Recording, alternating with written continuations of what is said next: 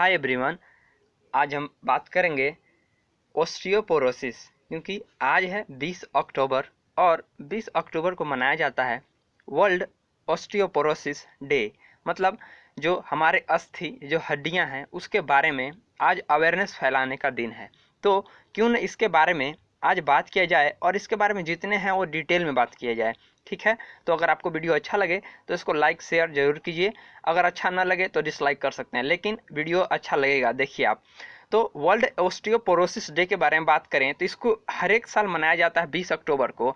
इसका लॉन्च करने का सिर्फ एक ही है मकसद कि ये जो है ग्लोबली मनाया जाता है, क्योंकि अवेयरनेस बताया जा सके कि ओस्टियोपोरोसिस है क्या।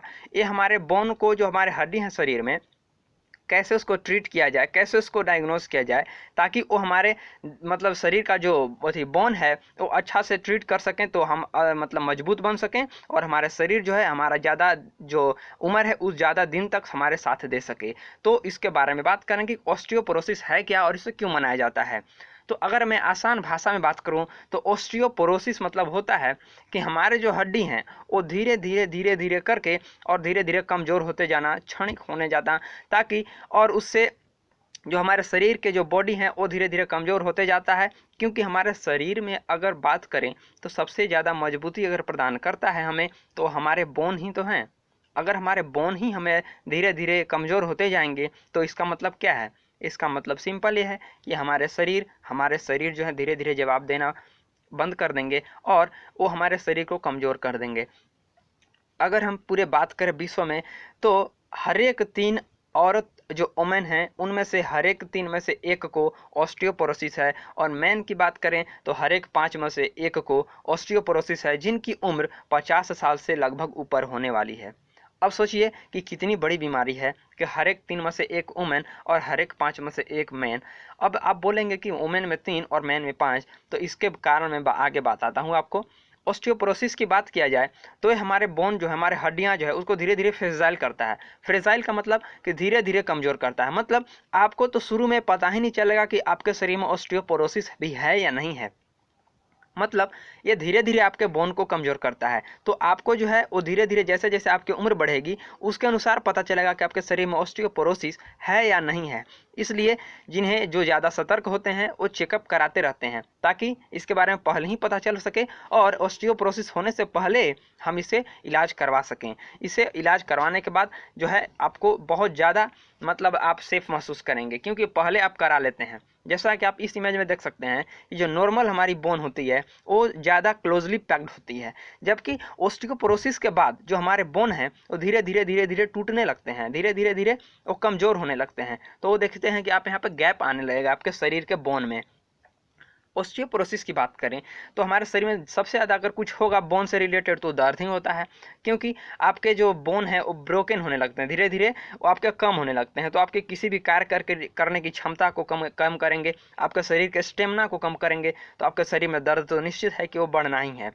अगर ऑस्टियोपोरोसिस की बात किया जाए तो इसकी सबसे अच्छा यही है कि आप अपने हड्डियों को कैसे मजबूत करें उसके बारे में आपको जागरूक होना पड़ेगा। 1996 से लेकर अभी तक बताएं कि यूनाइटेड किंगडम जो लंदन है वहाँ पे नेशनल ऑस्टियोपोरोसिस सोसाइटी जो है वो सबसे पहले यूरोपियन कमीशन के साथ 1997 में बनाना इसको स्टार्ट की अवेयरनेस डे के रूप में, जिसका ऑस्टियोपोरोसिस फाउंडेशन जो है 1998-1999 में वर्ल्ड हेल्थ ऑर्गेनाइजेशन, जो कि हमारे विश्व स्वास्थ्य संगठन है, जो कि स्वास्थ्य के बारे में सबसे ऊपर हेड है, वही इसके साथ मिल करके स्पॉन्सर किया। तो वर्ल्ड ऑस्टियोपोरोसिस डे मनाना स्टार्ट हुआ, जो कि अभी तक मनाते जाता है हर एक साल। तो ऑस्टियोपोरोसिस मतलब यही होता है कि आपके शरीर के जो हड्डी हैं वो धीरे धीरे धीरे जाके टूटने लगती हैं, जिससे हमारे शरीर में दर्द होने लगता है। जाके उम्र 50 के बाद ये पता चलता है। ऐसी बीमारी है जो कि आपको तुरंत पता नहीं चलेगी, लेकिन एक उम्र के बाद ये पता चलने लगती है। तो इस इमेज में देखिए कि आपके जो बोन के अंदर जो हैं वो कुछ इस टाइप पे हैं जब आप हेल्दी थे, लेकिन ऑस्टियोपोरोसिस होने के बाद आपके बोन में गैप आने लगता है। तो इसी गैप को आने से पहले अगर आप सतर्क हो जाते हैं तब तो आप ऑस्टियोपोरोसिस से बच जाते हैं। नहीं तो आप ये देख सकते हैं कि आपकी जो फीमर है, जहाँ तक कि सबसे जो बड़ी हड्डी बोला जाता है, वो भी धीरे धीरे आपकी पतली होने जाती है, और इससे आपके शरीर में क्या प्रभाव पड़ेगा सो आप खुद जान सकते हैं। तो आपको ये मतलब एक बात और बता दें कि ऑस्टियोपोरोसिस जो होता है वो आपके पेरेंटल डिजीज भी होता है। मतलब जीन डिजीज कर सकते हैं इसको, कि अगर आपके पेरेंट्स में है तो आप में भी ज़्यादा चांसेस है, ये रिस्क है कि आप में भी ये ऑस्टियोपोरोसिस हो सकता है। इसलिए अगर आपको ये पता है कि हमारे अगर ऊपर जो हमारे फादर मदर जो भी पेरेंट्स हैं अगर उनमें ऐसी बीमारी कोई रिस्क है तो आप अपने चेकअप जो है वो एक उम्र के बाद जरूर कराएं, ताकि आप पहले ही इंश्योर हो सकें कि हमारे शरीर में ऑस्टियोपोरोसिस है या नहीं है। क्योंकि आप देख सकते हैं कि ऑस्टियोपोरोसिस से पहले हमारे बोन में कुछ गैप रहता है जो कि साइनोइडिकल फ्लूइड से भरा रहता है, लेकिन ऑस्टियोपोरोसिस हो जाने के बाद हमारे शरीर में जो साइनोडियल फ्लूइड जो भरा रहता है जिसमें कि वो जो है वो गैप को हटा देता है और हड्डी जो है एक में जुड़ जाती है। जुड़ने से ये होता है कि आप जब भी चलेंगे तो आपकी हड्डी जो है वो रगड़ जाती हैं और रगड़ाने के कारण वो जो है ऑस्टियोथराइटिस हो जाती हैं, मतलब कि आपका हड्डी धीरे धीरे टूटने लगती हैं जिससे कि आप उठने बैठने में सक्षम नहीं हो पाते हैं।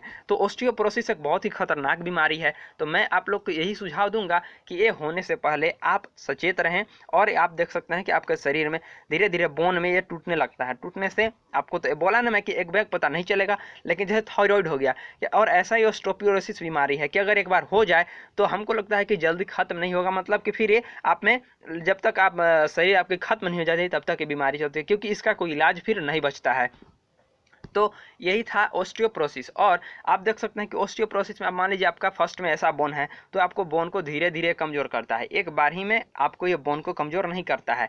इसे प्रिवेंशन करने का सिर्फ इससे बचाव करने का एक ही तरीका है कि आप इसे पहले मतलब चेक कराइए, इसके बारे में इंफॉर्मेशन पढ़िए ये होता कैसे है और इसके बारे में क्या क्या हमें करना चाहिए। तो इसे प्रिवेंट होने के लिए हमें तो सबसे पहले खाने पीने पर ध्यान देना चाहिए, क्योंकि अगर आज के दिन में आप बात करें तो खास करके युवा लोग में भी ये बीमारी देखा जा रहा है, क्योंकि ज़्यादा लोग युवा लोग पढ़ने या मोबाइल या जो भी हो मतलब अपने ज़्यादा टाइम जो है उस सनलाइट में दे नहीं पा रहे हैं, एक्सरसाइज कर नहीं पा रहे हैं, जिसके कारण हमारे शरीर में सनलाइट न मिलने के कारण जो विटामिन डी है उसकी कमी हो जा रही है। और आप जानते होंगे कि हड्डी की अगर सबसे ज़्यादा ज़रूरी है तो है कैल्शियम प्लस विटामिन डी। तो अगर जो सनलाइट नहीं ले पा रहे हैं उनमें तो आज के चांस ज़्यादा बढ़ जा रहे हैं।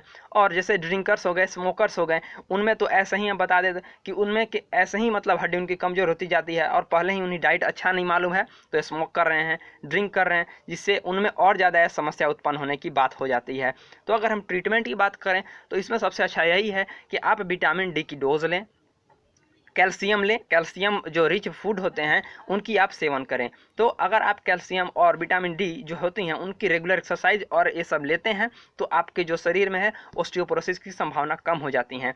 तो कैल्शियम रिच फूड जो होते हैं वो हमारे शरीर में जो हड्डी हैं उन्हें मजबूती प्रदान करते हैं। क्यों?